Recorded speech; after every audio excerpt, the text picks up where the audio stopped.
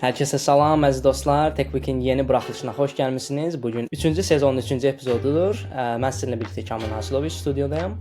Bugünkü mövzumuz, bugünkü danışacağımız müzakirə mövzusu mikrorobotlar, onların tətbiq sahələri və bu innovasiyanın gələcəkdə insan sağlamlığına, insan ömrünün uzadılmasına hətta necə töhfə verəcəyi, tibb elminə hansı töhfələri verəcəyi və digər tətbiq sahələri ilə bağlı olacaq.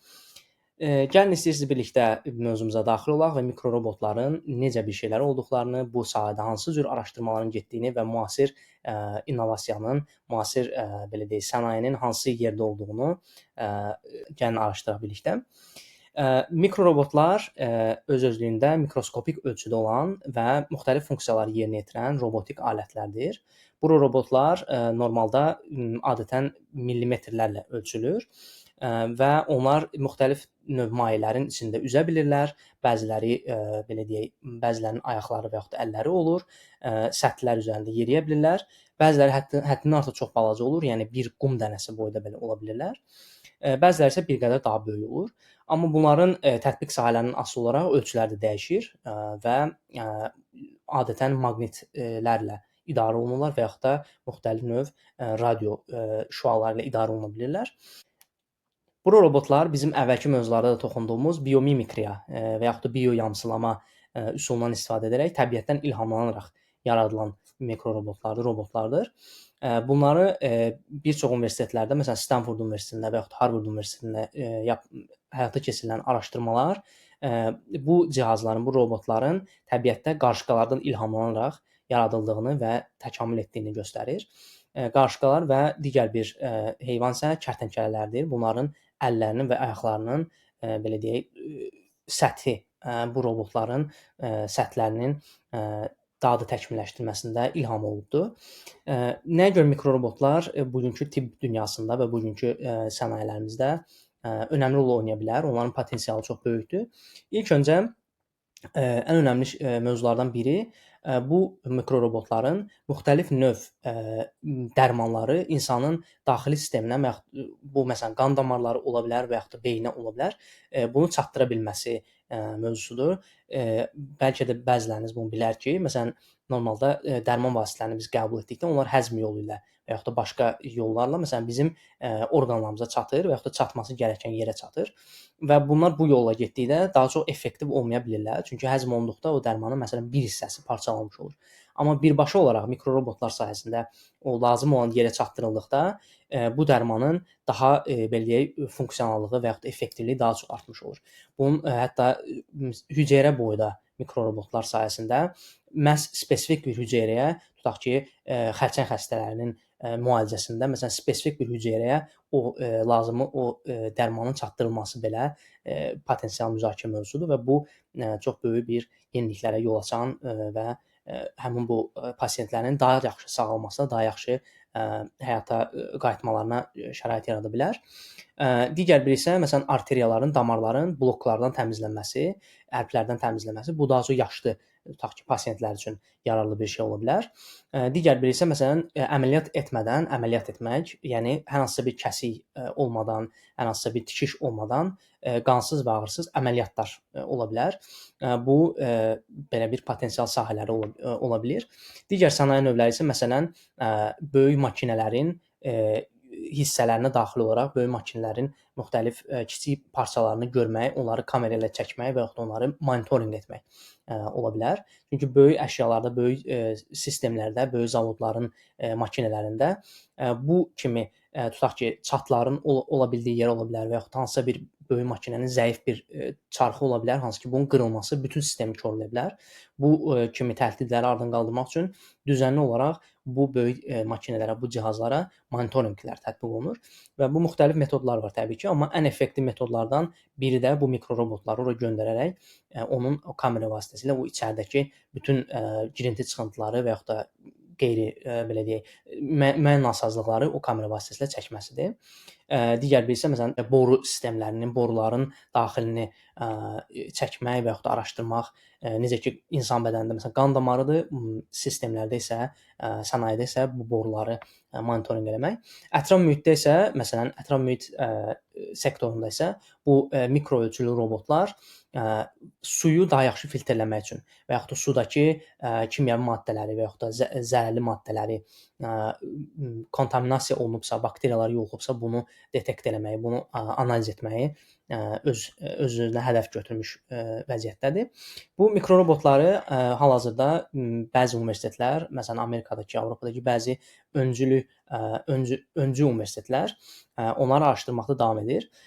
Bunlardan biri Stanford Universitetidir. Stanford Universitetindən bu yaxınlarda bir qrup araşdırmaçı öz ağırlığının minlərlə qatını qaldıra bilən bir qrup mikrorobot üzərində işlədi və bu mikrorobotların üzərində çalışdıqları mikrorobotları yenidən bizim təbiətdən ilhamlandığımız qarışqalar üzərində test edərək bunları inkişaf elətdirdilər, bunları təkmilləşdirdilər və bu qarışqaların onların bədən quruluşu, onların belə deyək, ayaqlarının sxeması, ayaqlarının mexanikası, həmin bu qarışqaların belə deyək, bədənlərinin necə çalışdığı, hansısa bir təzyiqə və yaxud da kütləyə necə reaksiya verdikləri, bunların hamısını biomimikriya yolu ilə analiz edərək həmin bu mikrorobotların materiallarını və onların hansı, məsələn, ayaqlarının hansı materialdan hazırlanması və yaxud da onları necə bir araya gətirmək olar, necə quraşdırmaq olar, bunları daha yaxşı çözə bilirlər bu sayədə.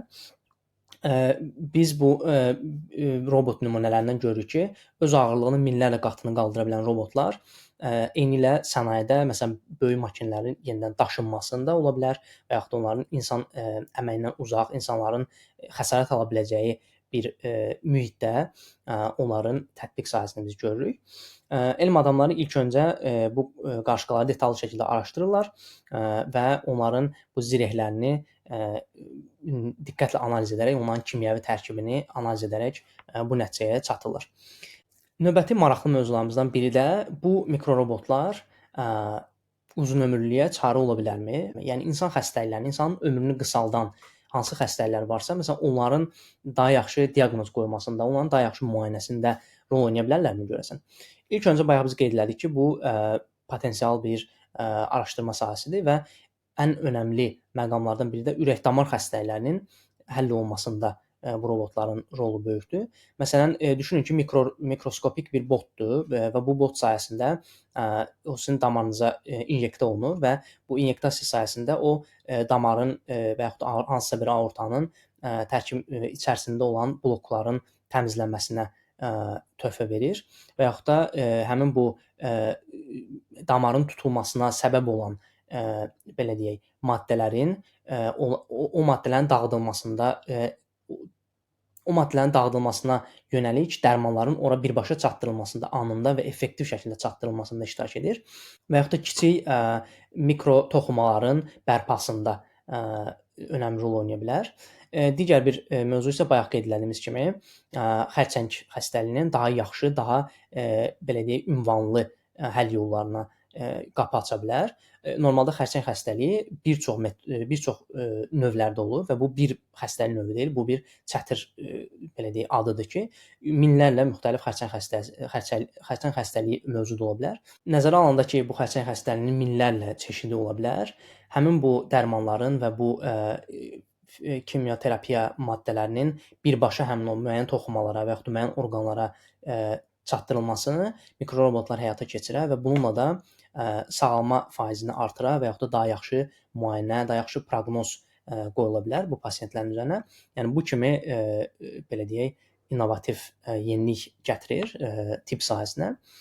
Digər birisi isə məsələn qocalan, yaşlanan və yaxud da yenilənməyə ehtiyac duyulan toxumaları, yenilənməyə ehtiyac duyulan hüceyrələri belə deyək, onlara yeni bir həyat vermək, ora bir yeni hüceyrə çatdırmaq ola bilər, hüceyrə daşıması və yaxud da zədələnmiş hüceyrələri oradan təmizləmək, toxumalardan təmizləmək kimi tətbiq sahələri mövcud ola bilər. Həmin o mikrorobotun ölçüsündən asılı olaraq bu tətbiq sahələrinin müxtəlifliyi də bir o qədər genişlənir. Təbii ki, burada yeni suallar ortaya çıxır ki, həmin mikrorobotların hazırlandığı material nə olmalıdır və yaxud da onların ora çatdırılması üçün metodika nə olmalıdır, belə deyək, uzaqdan mı idarə olmalıdır, yoxsa maqnitlə mi idarə olmalıdır? Yəni bunlar isə digər təbii ki, müzakirə mövzusudur. Bəs bu belə deyək, innovasiyanın geniş yayılmasında bugünkü gündə bu mikrorobotları biz niyə bu qədər yayğın görmürük bəs? Ən önəmli belə deyək, challenge-lardan biri, ən önəmli problemlərdən biri bayaq dediyimiz kimi bu robotları idarə etmək və yaxud da onların yüzlərləsi bir araya gələndə necə onların hamısını birlikdə kütləvi şəkildə idarə edib daha effektiv, daha koordinasiyalı bir şəkildə onları kontrol etmək olar. Digər bir isə təbii ki, insanın bədəninin daxilində gözlənilmədən nəticələr verə bilər bu robotun idarə olunması. Nə qədər kiçik olsalar da onların getdikləri o damarın məsələn içində əgər hər hansısa bir tıxanma varsa, o damarı müayinə edirlərsə, onlar özləri də orada tıxanmaya səbəb ola bilər və bu kimi istənilməyən nəticələrə səbəb ola bilərsə, bu təbii ki, böyük bir riskdir. Digər biri isə bəs onlar işini bitirəndən sonra necə oradan çıxarılacaq? Bu kimi şeylər də var. Təbii ki, bu birinci mövzu ilə, birinci haşiyə ilə əlaqəlidir ki, onları biz necə idarə edəcəyik? Yəni hansı güclə, hansı idarə etmə kontrolla onları geri gətirəcəyik və yaxud da istənilən məkana aparacağıq. Və ən sonuncu isə önəmli mövzulardan biri bu kimi sahələr çox yeni olduğu üçün bu sahələrdə qanunvericilik olsun, bu sahələrdə böyük belə deyək, hospitalların, dövlətlərin, təşkilatların hər hansısa bir qanunvericilik yoxdur, hər hansısa bir idarə etmə mexanizmi yoxdur və bu çox yenidir deyə tibbi belə deyək, sertifikatların alınması, təsdiqlərin alınması uzun illər çəkir. Hər hansısa bir adi bir belə deyək, alətin xəstəxanaya gətirilməsi olsun, onun alınması, tədarükü, adi implantların belə insan bədəninə yerləşdirilməsi və onun belə deyək, test periodu uzun çəkir və bu nə qədər həyəcanlı bir potensial olsa da, bu mövzuda danışmaq və bu mövzuda belə deyək, xəyal etmək, düşünmək, hələ də biz prototip səviyyəsindəyik və növbəti səviyyələrə keçmək üçün uzun müddət araşdırma aparmaq lazımdır. Akademik elmi araşdırma və test lazımdır. Bu mövzu nə üçün önəmlidir? Nə üçün biz bu mövzunu seçdik? Mikrorobotlar xəstələrin sağalmasını belə deyək, xəstələrin önlənməsindən xəstələrin həqiqətən də gerçək şəkildə müayinə olması və sağalmasına bir keçid sağlayır bizim üçün, keçid təmin edir.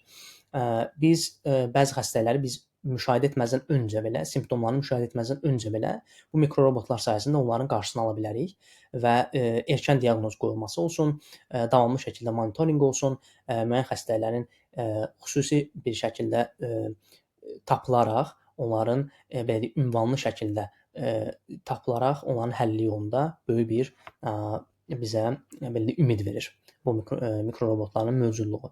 Bunların təbii ki, digər sahələrini mən danışmıram. Ən yaxşı, məsələn, gələcək gördüyümüz sahə məsələn tibb sahəsidir, amma bunun tikinti sektorunda da biz göstərə bilərik bunu. Belə deyək, zavodlarda da müxtəlif bayaq danışdığımız tətbiq sahələri ola bilər. Həmçinin də gələcəkdə biz əgər kosmosa məsələn raket göndərəcəksə və yaxud da ora yeni alətlər göndərəcəksə, kosmosda digər planetlərdə belə yaşam düşünürüksə, bu robotları ilk öncə ora göndərib, orada monitorinq etməyi, oranın atmosferi ilə bağlı və yaxud da oranın məsələn daşların kimyəvi tərkibinin araşdırılması ilə bağlı indinin özündə belə bu belə deyək, bu testlər edilir. Marsa və yaxud da Aya göndərilən bu roverlər olsun, digər robotlar olsun. Bunlar təbii ki, həcmcə, miqyasca böyük robotlardır, amma o mikro robotları göndərərək məsələn orada bitkilərin əkilməsi olsun, oranın atmosferini yenidən dəyişdirmək olsun. Yəni bu cür böyük layihələr üçün bizim üçün daha kiçik və scalable dediyimiz, yəni miqyasını böyüdə biləcəyimiz bir balaca robotlar lazımdır. Çünki böyük robot olanda onun xərci də daha çox olur və onu quraşdırmaq, onu istehsal etmək daha çətinləşir. Bu mövzular artıq elmi fantastik bir kino deyil və yaxud da füturistik bir kitabdan oxumursunuz. Bunlar artıq realdır və bunlar bəzi universitetlərdə artıq test olunur, bəzi laboratoriyalarda bunların tətbiq sahələri ciddi şəkildə araşdırılır və kifayət qədər yatırım olarsa, bunlar kifayət qədər sektor tərəfindən tətbiq sahələri təsdiqlənərsə və onları real praktikaya köçürərlərsə, bunlar artıq gələcəyimizin növbəti 10 illiklərimizin adi bir səhnəsi ola bilər və əgər full potensialına çatarlarsa, onlar bütün tibb elmini dəyişdirə bilərlər və böyük belə deyək, cığırlara yol aça bilərlər, böyük nailiyyətlərə yol aça bilərlər. Bu tətbiq sahələri həqiqətən gerçəkləşərsə, önəmli əməliyyatların, bahalı prosedurların daha da ucuzlaşmasını və insanların bunlara daha əlçatımlı olmasını, dolayısıyla da insan ömrünün uzanması və insanların daha sağlam, daha produktiv, daha məhsuldar və xoşbəxt həyat yaşamasını biz qarantiləmiş olarıq bununla. Təşəkkürlər bugünkü mövzumuza qoşulduğumuz üçün. Belə bir mövzu seçdik. Ümidvarıq ki, bəyəndiniz. Bəyəndinizsə bizi YouTube kanalından və Spotify-dan dinləməyi, dostlarınızla paylaşmağı və epizodlarımızı bəyənməyi unutmayın. Növbəti həftələrdə görüşmək ümidi ilə sağlıqla qalın, texniklə qalın.